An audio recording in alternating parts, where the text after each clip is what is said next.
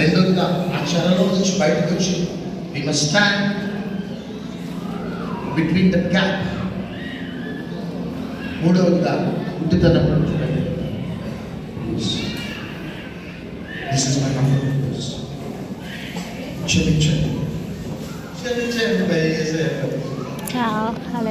పౌలు అంటున్నాడు, దేవుని ఎదుట మనుషుల ఎదుట ఎందుకు రాసుకున్నాయో బాబు అని అనుకుంటున్నాను.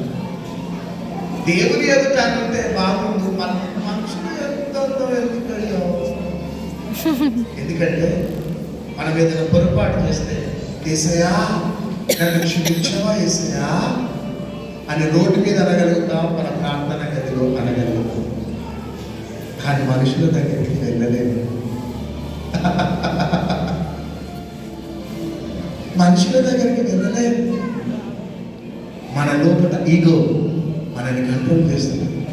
ఒక ఆఫీసర్ అయింది ఈ అటెండర్ దగ్గరికి వెళ్ళి ఐఎమ్ వెరీ సారీ అనలేవు అని పౌలు అన్నాడు. That is Christmas. నా బిడ్డలు అడగండి, ఇక్కడ ఉన్నాను అందరూ వాళ్ళని హక్ చేసుకొని ముద్దు పెట్టుకుంటున్నాను సార్ అందరిని అడగండి. నేను ఈ ధైర్యం ఈ మాట చెప్తాను కారణం నేను చేసినా మీరు చేయండి అంటే ఎవ్వరి మీద శత్రుత్వం పెట్టుకోవాలి, ఎవ్వరి మీద వ్యక్తిగా పెట్టుకోవాలి. ఈ క్రిస్మస్ సందర్భంగా ఎవరిని బట్టి క్షమిస్తాం? చెప్పండి. ఏసీని బట్టి క్షమిస్తాం. ఎందుకు అంత బాధపడు? నేను మర్చిపోయినా